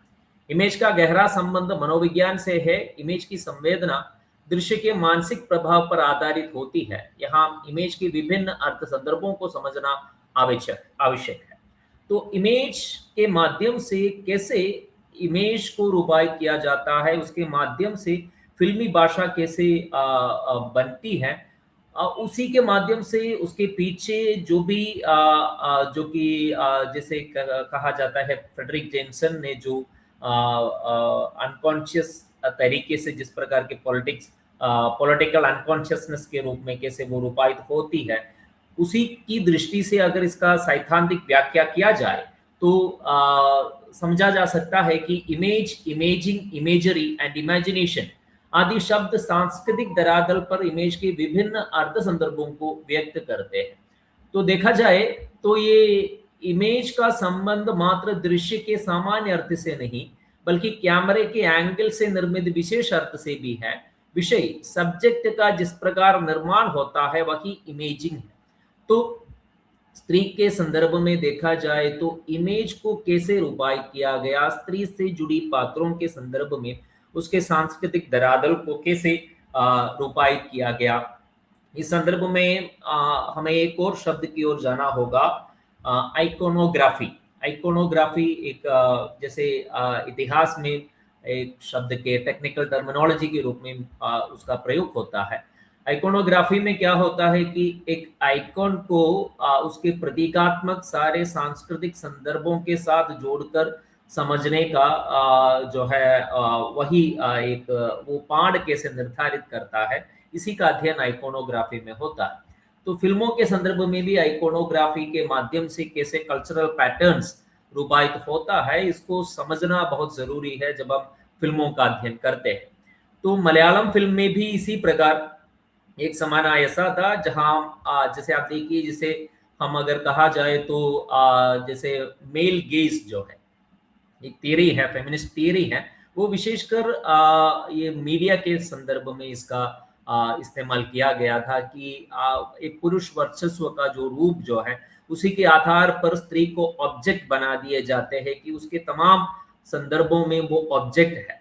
वो अगर माँ हो, पत्नी हो, जो तमाम भूमिकाओं के रूप में स्त्री का जो किरदार, स्त्री का जो चरित्र निर्मित होता है फिल्मों में, वो ऑब्जेक्ट के रूप में उसका इस्तेमाल ज्यादा होता है। एक प्रकार से कैपिटलिज्म के साथ इसका एक बड़ा गठजोड़ भी है। तो जैसे मैं बार बार पांडे जी को इसीलिए उद्धृत कर रहा हूं क्योंकि बहुत ही प्रभावी था उनका वक्तव्य।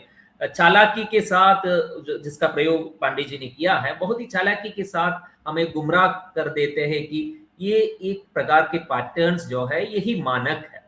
इसी मानकता को फिल्मों के माध्यम से हमारे सामने दर्शाए जाते हैं।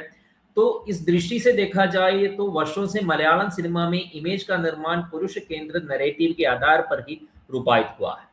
तो मेल गेज के तमाम प्रतिबंधों के बावजूद, अब देखा जाए तो ये मेल ओरिएंटेड है फिल्मों का, जो जहां आप देखिए उसका प्रमुख कारण उसका सीधा संबंध कैपिटलिज्म से भी है।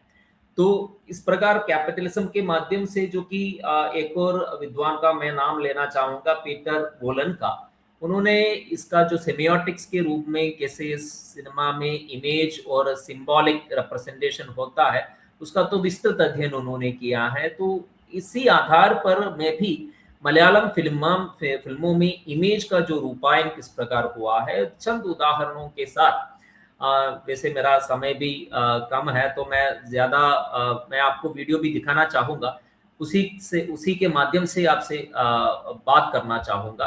तो इमेज, मेल सेंटर्ड जो इमेज सिनेमा में रूपायित हो रहा था, सालों से रूपायित हो रहा था, उसका एक नैरेटिव के रूप में अगर देखा जाए तो पहले मैं आपको दिखाऊंगा ये जो फिल्म है, जैसे नरसिम्हम जो सिनेमा है उसी का आपको दिखाई दे रहा होगा। अभी वीडियो दिख रहा है? जी हाँ वीडियो दिख रहा है, आवाज भी आ रही है। हाँ जी जी दिख रहा है।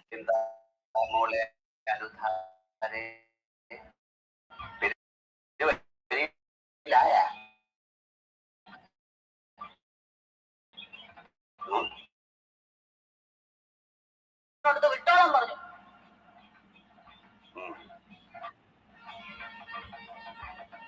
വെള്ളമടിച്ച് കോൺ തിരിഞ്ഞ് പാതിരായ്ക്ക് വീട്ടിൽ വന്ന് കയറുമ്പോ ചെരുപ്പ് ഒരു കാലമടക്കി ചുമ്മാ തൊഴിക്കാനും തുലാവർഷ രാത്രികളിൽ ഒരു പുതപ്പിനടിയിൽ സ്നേഹിക്കാൻ എന്റെ കുഞ്ഞുങ്ങളെ പെറ്റുപോറ്റാനും ഒടുവിൽ ഒരു നാൾ വടിയായി തെക്കേ പറമ്പിലെ പുളിയന്മാവിന്റെ വിറകിനടിയിൽ എരിഞ്ഞു തീരുമ്പോ നെഞ്ച് തല്ലി കരയാനും എനിക്കൊരു പെണ്ണിനെ വേണം.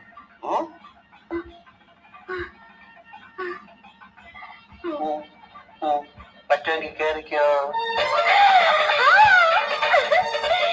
अब देखिए, आप शायद मलयालम जो समझ में नहीं आती है, इसका सबटाइटल भी नहीं है, मैं उसका जो बहुत ही संक्षिप्त रूप में जो है उसका जो संवाद है मैं आपके सामने रखना चाहूंगा.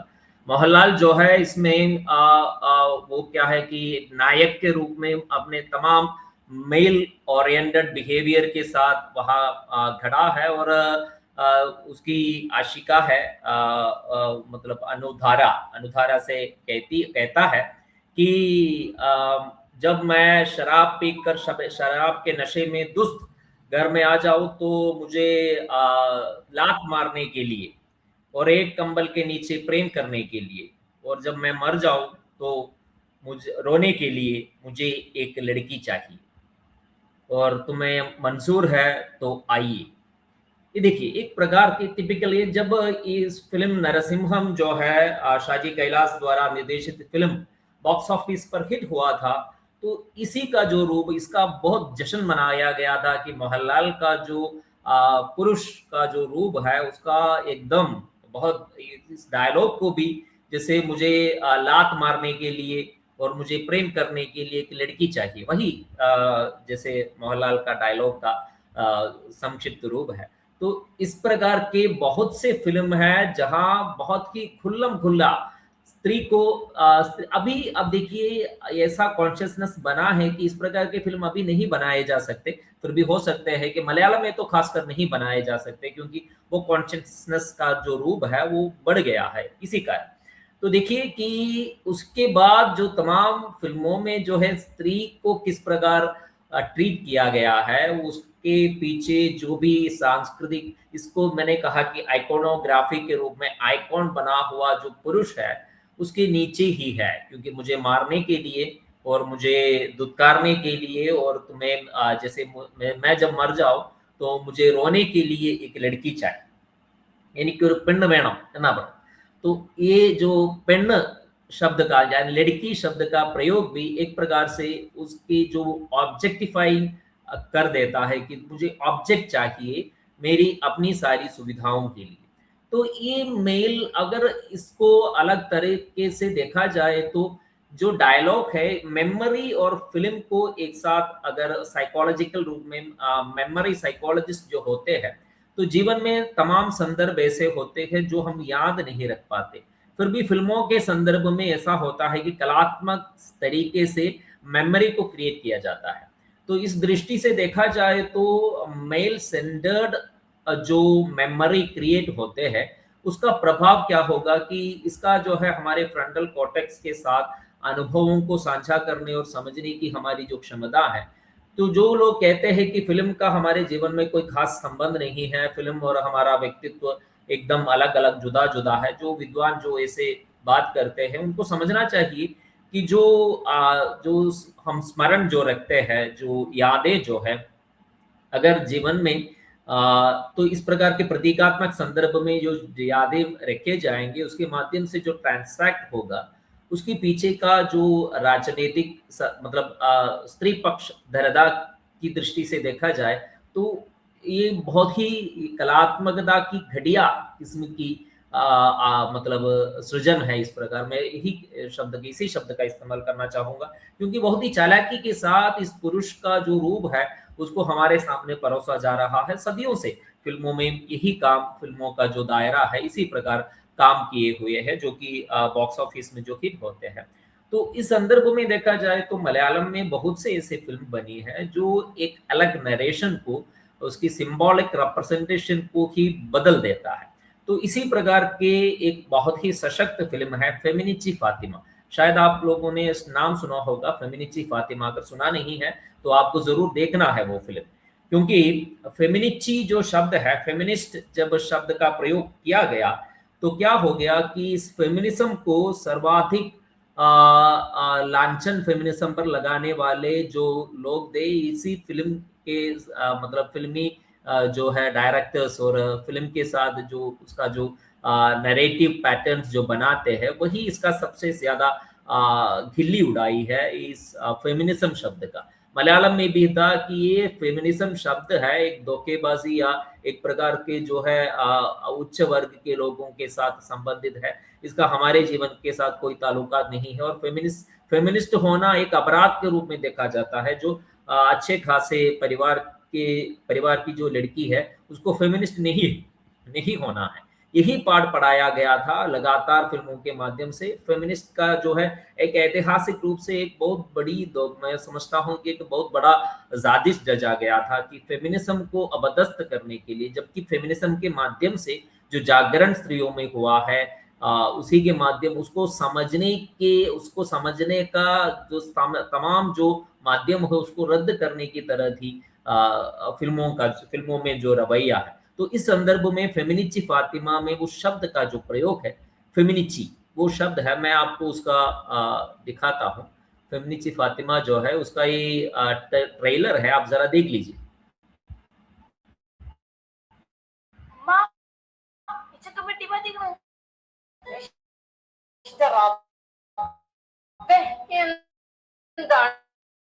മോനെ ഇതിലെന്നെ ഒഴിക്കാൻ പുതിയ ബെഡ് ഇത്ര തട്ടിക്കാണ്ട് കൊണ്ടടക്കിയത് ഇതിന്റെ മണഞ്ഞി പോകൂല്ല. കണ്ട നായ്ക്കളും പക്ഷികളും പൂച്ചകളും കണ്ട ബെഡ്റൂമിൽ കയറി നരങ്ങി. ഞാൻ അമ്മാനോട് നോക്കാൻ ഏൽപ്പിച്ചിട്ടാണല്ലോ പോയത്.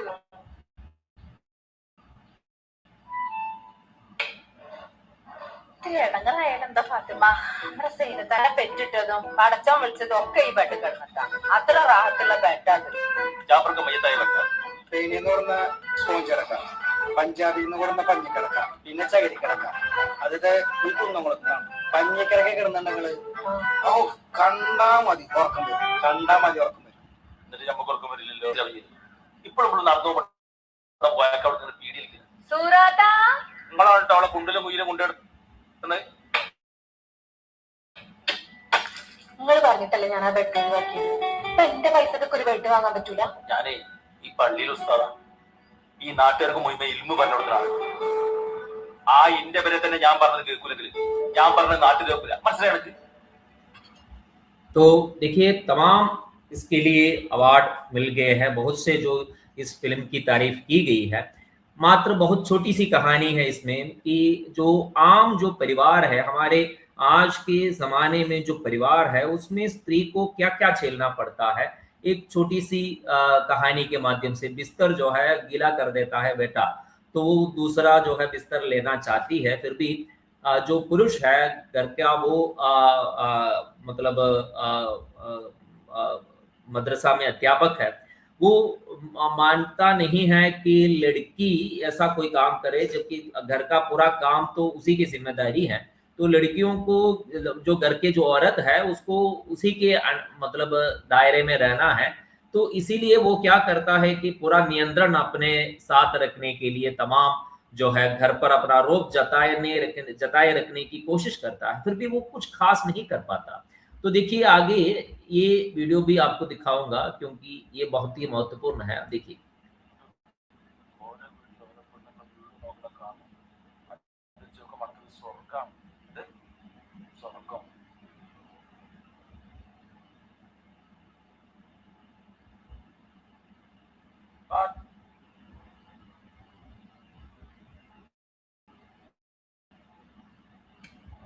देखिए वो स्विच लगाने तक के लिए पत्नी की जो है सहायता चाहता है। वो मतलब वो हर बार कहता है कि स्विच ऑन कर दो, कि घर में जो औरत है वो स्विच ऑन करने के लिए, उनका जो चप्पल है वो लेने के लिए। तो लगातार इस प्रकार के जो सिंबल्स क्रिएट किए जाते हैं, इमेज को क्रिएट किए जा रहे हैं, एक सशक्त प्रतिरोध है पैट्रियार्की के प्रति। तो फेमिनिची फातिमा आप जरूर देखिए, उसमें तमाम ऐसे संदर्भ है। इसीलिए नहीं कि एक बहुत ही विमर्श के लिए बनाए गए या एक प्रकार से क्रिटिसिज्म के लिए बनाए गए एक फिल्म है। इसमें बहुत ही नैसर्गिक रूप से, बहुत ही ओरिजिनल तरीके से जो पारिवारिक जीवन में जो संदर्भ है पारिवारिक जीवन का, उसी के माध्यम से कथा का जो है नरेशन आगे चलता है। तो उसके बाद आप देखिए, मैं ग्रेट इंडियन किचन, शायद आप इसका डबिंग या रीमेकिंग हिंदी में भी हुआ है, तो इसका भी जिक्र करना चाहूंगा।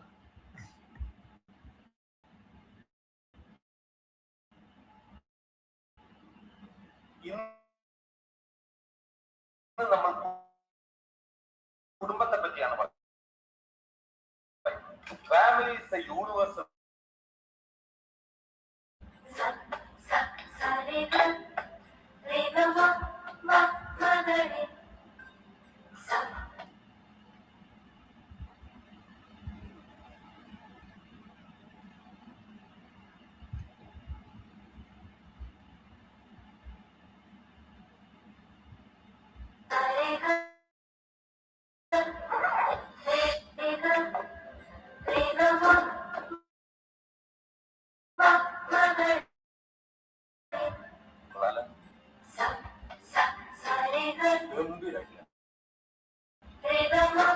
तो अब देखिए, इसमें भी पारिवारिक जीवन में स्त्री की भूमिका है, रसोई संभालना, ये तमाम काम करना। ये अध्यापक है, इसका नायक सुराज बंजारा। फिर भी वो क्या है कि इसी प्रकार की उनका दृष्टिकोण भी इसी प्रकार है कि स्त्री को जो है तमाम काम जो है करना। आप देखिए, एक और वीडियो है, इसको भी दिखाकर मैं एक्सप्लेन करना चाहूंगा।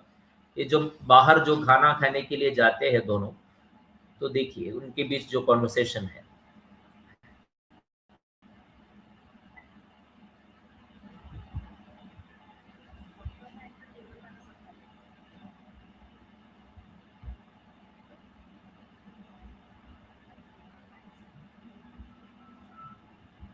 वही इसका मतलब, आप जब बाहर खाना खाते हो तो टेबल मैनर्स आपको आता है, जब घर में खाते हो तो यहाँ वहां बिखेर देते हो, तो वो रूठ जाता है एकदम और वहां से झगड़ा कर लेता है और कहता है कि जो मेरी मर्जी के आधार पर मैं चलूंगा, तुम कौन हो पूछने वाली। तो आगे जब है कि इसमें जो है लगातार एक बिंब के रूप में एक सिंह को दिखाया गया है। उस सिंह के इर्द गिर्द ही घर का जो है मतलब पत्नी का, औरत का जीवन किचन की सिंक के समान है, क्योंकि सारा कचरा और सारा जो गंदगी उसी में धोस दी जाती है। तो वहां प्रतिरोध करती है निमिषा सजयन, जो किरदार निभा रही है।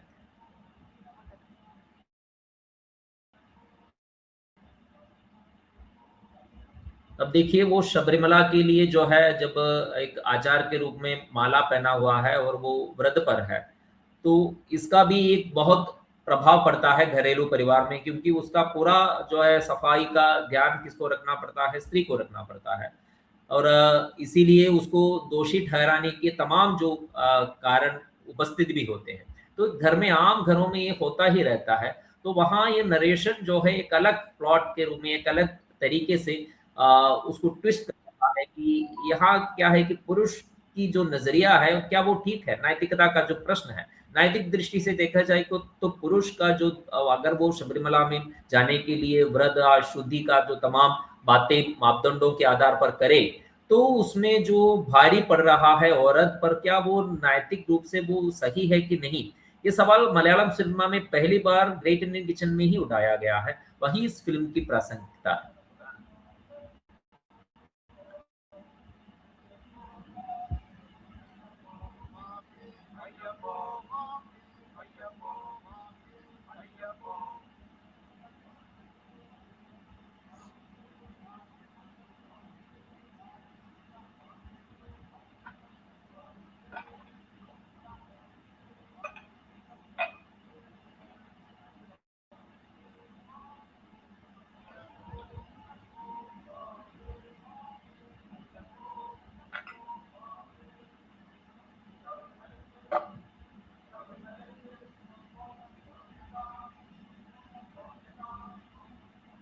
उनको पीने के लिए जो है नाले का पानी जो है सिंक से जो पानी है कीचड़ से भरा हुआ वो लाकर रख देती है।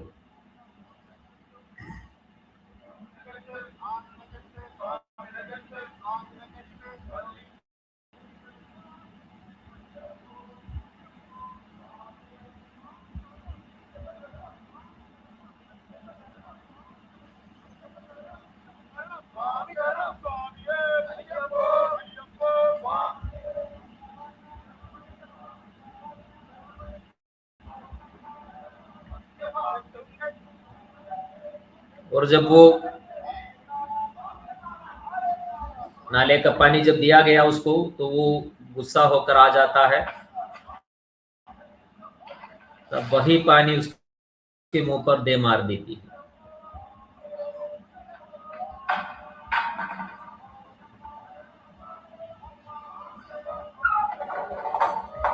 देखिए किस प्रकार सशक्त रूप से स्त्री का जो घुटन है आज तक घर में होता रहा है, उसी को चित्रित कर रही है ये फिल्म।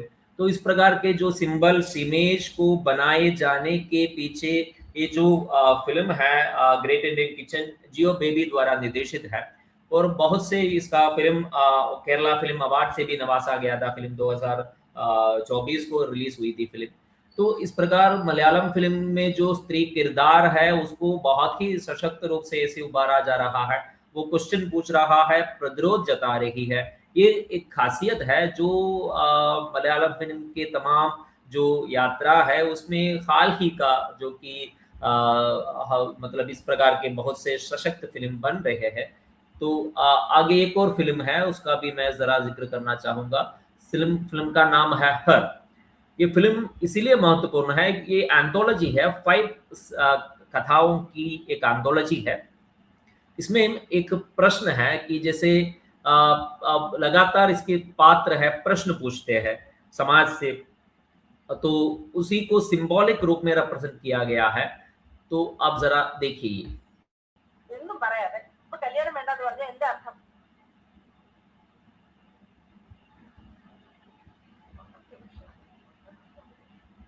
ഈ മൊബൈൽ കിടക്കുന്ന എല്ലാം അതി നീ എന്ത് പറയുന്നുണ്ടോ? എന്താ ഇത്? അവളോട് തന്നെ ഉണ്ട്.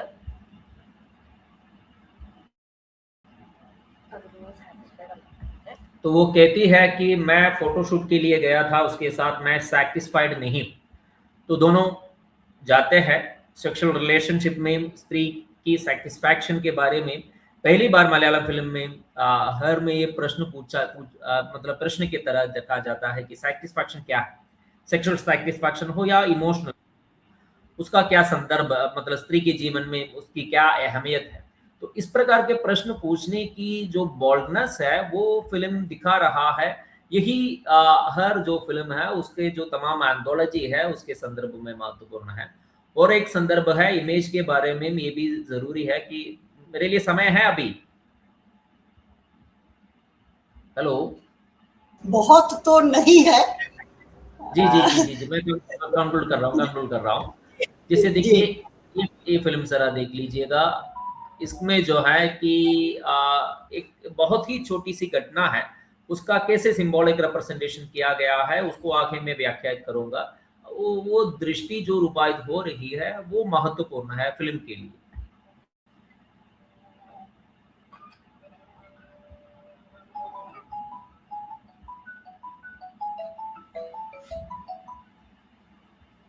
ഹലോ, ഇല്ലില്ല, നേരത്തെ എണീറ്റു. മൂടൊപ്പൊന്നുമില്ല. എനിക്കെന്ന് PhD इंजीनियर पोस्ट इന്ന് सबमिट ചെയ്യണം. देखिए ये महत्वपूर्ण है कि वो कह रही है कि मेरे लिए अभी PSC का जो कि नौकरी मिलने का इंटरव्यू है, मुझे उसके लिए जाना है। तब फोन पर उसका जो है आशिक है वो उनसे कहता है कि जरूरी है क्या तुम्हारे लिए नौकरी। तो लगातार एक टॉक्सिक रिलेशनशिप में वो रह रही है। इसका उसका चेहरा देखकर ही वो सिंबॉलिक रिप्रेजेंटेशन अगर मतलब सूक्ष्म दृष्टि से देखा जाए तो वो हैप्पी नहीं है, हैप्पी होने का एक्टिंग कर रही है। ये एक बहुत ही सूक्ष्म तरीका है नरेशन का, जो कि इसका बहुत ही सशक्त प्रयोग इस फिल्म में किया गया है। देखिए वो चींटी को वहां से बाहर निकाल रही है और वो ना आयन करते हुए चींटी ना मरे, इसीलिए वो बाहर निकाल देती है। और अंत में क्या होता है, वही चींटी उसके जो कपड़े के अंदर आ जाती है और उसे काटने लगता है, वो अस्वस्थ हो जाती है एकदम। तो इसी संदर्भ में तमाम जो मेल गेज है उसी को भी दिखाया गया है, सब प्रतीकात्मक है।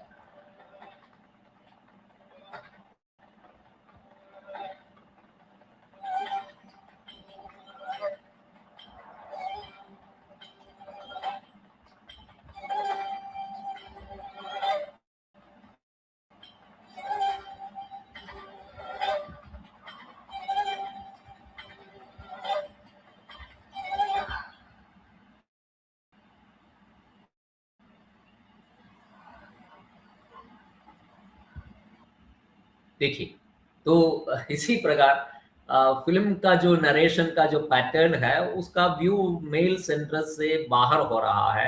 फीमेल के तमाम जो सूक्ष्म जो रूप है उसी को बहुत ही सटेरिस्टिक रूप में अपना रहे हैं फिल्म में, बहुत ही और हाल ही में एक फिल्म है उसका भी जिक्र करके मैं कंक्लूड करना चाहूंगा। ये पेन्नुम पोराटम नामक की एक फिल्म है, आपने नहीं देखा है तो जरूर देख लेना चाहिए। एक नई तरीके से नरेशन है इसका, ये राजेश माधवन द्वारा निर्देशित और रवि शंकर द्वारा इसका जो है कथा रवि शंकर की है। अब देखिए इसमें ऐसे ऐसे पात्रों को रखा गया है जो बहुत ही जो लोकली जो है पालक्काड जो डिस्ट्रिक्ट है वहाँ की भाषा।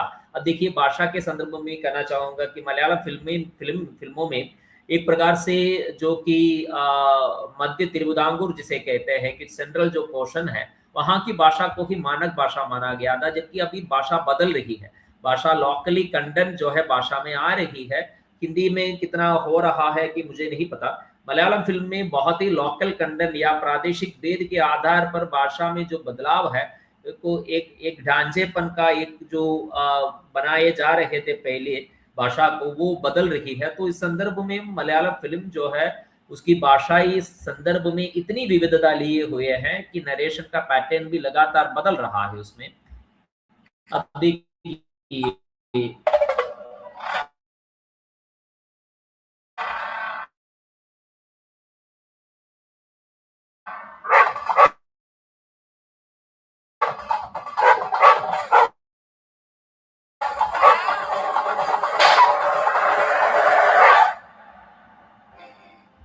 ജീവിതം മടുക്കുന്നത് എങ്ങനെയാണെന്നറിയോ?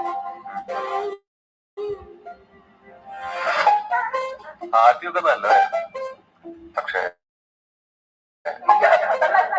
വിചാരിച്ചിരുന്ന പോലെ ഇതായിരുന്നില്ല എന്റെ വീട് के रूप में दिखा रहा है इसमें।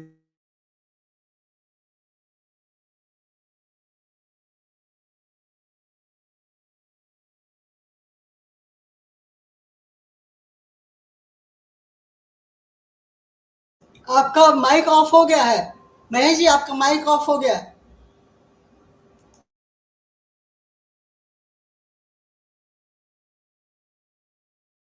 माइक ऑन कीजिए, आपका माइक ऑन कीजिए।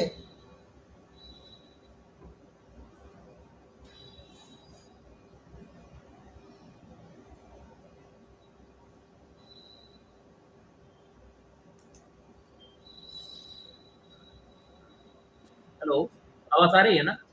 जी आ गई। जी जी जी। अभी देखिए इस फिल्म में पेन्नुम पोराटम जो फिल्म है, अब देखिए इसमें भी यही टीम है कि इसका जो तमाम कहानी है कि एक तरफ एनिमल्स है, दूसरी तरफ मनुष्य है, वो आपस में भिड़ते हैं। एक मतलब इसके तमाम जो पुरुष कैरेक्टर है एकदम पैसिव है, वह अपने आप को किसी मतलब कोई निर्णय नहीं लेता, तमाम बातों को ऐसे मतलब हल्के तरीके से लेता है।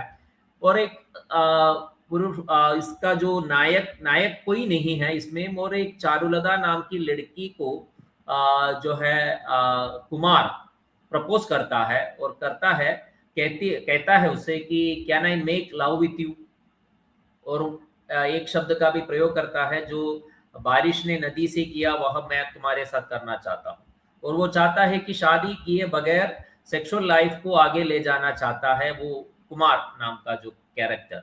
वो बाकी चारुलता के संदर्भ में तमाम बातें हो रहे हैं, उसके भीतर जो झगड़े और तमाम जो संदर्भ उभर कर पेन्नुम पोराटम नाटक सिनेमा हमारे सामने रख रहा है, एक नया पैटर्न है फिल्म को देखने का। तो इस प्रकार नए नए प्रयोग मलयालम फिल्म में हो रहा है, जो तमाम जो हमारी देखने की जो परंपरा है, जो स्टीरियोटाइप है, जो कि हम जिसको देखकर बराबर इस प्रकार के जो हमारी समझ रूपायित हुआ है, उसको चुनौती दे रहा है समकालीन जो हाल ही में जो मलयालम फिल्म। तो इसी संदर्भ के साथ, इसी के साथ मैं समाप्त भी करना चाहूँगा, क्योंकि मैं मतलब सबको कैसे जोड़ पाया मैं समझा नहीं, आप कन्वे हो पाया कि नहीं, फिर भी पात्रों को लेकर एक नई दृष्टि का रूपायन लगातार हो रहा है, ये बहुत ही आशा देने वाली बात है। नमस्ते। बहुत बहुत खूब डॉक्टर महेश, आपने बहुत अच्छी तरह अपनी बात रखी है और हिंदी में आपने इतने सुंदर ढंग से प्रस्तुत किया है अपने विचारों को, ये भी बहुत हमारे लिए खुशी की बात है। और डॉक्टर पांडे आपकी प्रशंसा कर रहे हैं, आपके प्रेजेंटेशन की प्रशंसा कर रहे हैं, जो ऑडियंस है उनको भी बहुत अच्छा लगा है, उन्होंने बहुत अच्छे अच्छे कमेंट्स किए हैं। मैं बाद में कमेंट्स सब शेयर करूंगी आप लोगों के साथ। और आपने सही कहा, मलयालम सिनेमा किस तरीके से स्त्री के छवि को धीरे धीरे परिवर्तित करके प्रस्तुत कर रहे इमेज के रूप में। और जिन फिल्मों का उदाहरण दिया उनमें से अधिकतर फिल्में मेरी देखी हुई थी, इसलिए मैं तो खास तौर से एंजॉय कर पाई हूँ और बात को बाकी लोग भी जरूर समझ पाए हैं। और जिन लोगों ने इन फिल्मों को नहीं देखा है, मुझे उम्मीद है कि वो लोग भी इन फिल्मों को देखना चाहेंगे और देख करके आपकी कही हुई बातों को ज़्यादा अच्छी तरह समझना चाहेंगे। आपकी बात से वो सहमत हो नहीं सहमत हो वो एक अलग मुद्दा है, लेकिन वो जरूर देखना चाहेंगे। ये एक बहुत पॉजिटिव बात है कि आपने लोगों के अंदर मलयालम फिल्मों के विषय में एक उत्सुकता जगाई है। जैसा कि हम जान रहे हैं हमारे पास समय कम है और बात तो बहुत होनी चाहिए, खास करके हम लोग पांडे जी को तो और भी सुनना चाहते थे, उनके पास बहुत ज्यादा मटेरियल था, मुझे मालूम है। अगली बार शायद एक कार्यक्रम में एक ही वक्ता को बुलाना ज्यादा उचित होगा ताकि उनको भी इतना समय दिया जा सके। लेकिन खैर, आज का कार्यक्रम बहुत अच्छा रहा, इसे समाप्त करने का कोई भी इरादा नहीं है, मन भी नहीं है, न श्रोताओं का न संयोजकों का, लेकिन समय की बाध्यता है, हमें समाप्ति की ओर जाना है। मैं सबसे पहले तो दोनों वक्ताओं का, डॉक्टर पांडे और डॉक्टर महेश का धन्यवाद करना चाहूँगी, क्योंकि उन्होंने कार्यक्रम की शोभा बढ़ाई, नए नए विचार प्रस्तुत किए, फिल्मों को देखने का एक बिल्कुल दोनों ने अलग नजरिया दिया है, जो कि फिल्म प्रेमियों को, फिल्म अध्येताओं को, फिल्म में रुचि रखने वालों को, फिल्म के विद्यार्थियों को अवश्य ही एक नई दिशा चिंतन की प्रदान करेगा। दोनों का बहुत बहुत आभार। मंजुला जी का जरूर मैं धन्यवाद करना चाहूँगी कि उन्होंने मेरे एक बार कहने पर स्वीकार कर लिया और वो यहाँ पर आ गई, और उन्होंने नवरात्र के बावजूद, मेरे ख्याल से शायद वो नवरात्र मनाती भी है, उसके बावजूद यहाँ पर आकर के हमारे वक्ताओं का परिचय दिया। उनका बहुत बहुत आभार। हालांकि वो पार्ट ऑफ द ग्रुप है, तो धन्यवाद पूरे ग्रुप की ओर से उनको। मैं अनुराग रंजन का भी धन्यवाद करना चाहूँगी, क्योंकि उन्होंने न केवल लिंक बना के हमारी सहायता की, बल्कि पूरे समय वो उपस्थित रहे और इस स्ट्रीम यार्ड का संचालन करते रहे, क्योंकि मैं इस मामले में बहुत अनाड़ी हूँ। मुझे सहायता की आवश्यकता पड़ती है और अक्सर वैभवमणि त्रिपाठी और अनुराग रंजन हमारी सहायता करते हैं। वैभव जी का भी बहुत बहुत धन्यवाद। मैं सारे जो लाइव से जुड़े हुए फेसबुक लाइव से जुड़े हुए सृजन संवाद से मैं उन सभी साथियों का धन्यवाद करना चाहती हूँ, क्योंकि उन्होंने जुड़ करके हमारा हौसला बढ़ाया। साथ ही उन्होंने जो कमेंट्स किए, जो प्रश्न पूछे, आज हम प्रश्न उत्तर की ओर नहीं जा पाए हैं समय की बाध्यता के कारण, लेकिन उनके प्रश्न आगे भी जारी रहेंगे, लोगों को सोचने के लिए मजबूर करेंगे, उस पर लोग चिंतन करेंगे। और जो कमेंट्स, पॉजिटिव कमेंट्स हमें मिले हैं, वो तो बहुत ही उत्साहवर्धक हैं। इसलिए मैं उन सब का तहे दिल से सृजन संवाद की ओर से आभार प्रकट करती हूँ। जैसा कि हमें ज्ञात है, अगला महीना हम साहित्य से संबंधित कार्यक्रम करेंगे। उसके बाद का भी तय नहीं है, शायद फिर से हम फिल्म पर ही कार्यक्रम करेंगे। मैं आप सबसे सुझाव आमंत्रित करती हूँ। अगले महीने का कार्यक्रम तय हो चुका है, लोगों से बात हो गई, लेकिन उसके बाद के लिए मैं लोगों से, सभी साथियों से सुझाव चाहूँगी, ताकि हम आगे सृजन संवाद को और अच्छा बना सके और अच्छे कार्यक्रम प्रस्तुत कर सके, अच्छे वक्ताओं को हम बुला सके, अच्छे टॉपिक्स का हम चुनाव कर सके। एक बार फिर से आप सबका बहुत बहुत धन्यवाद।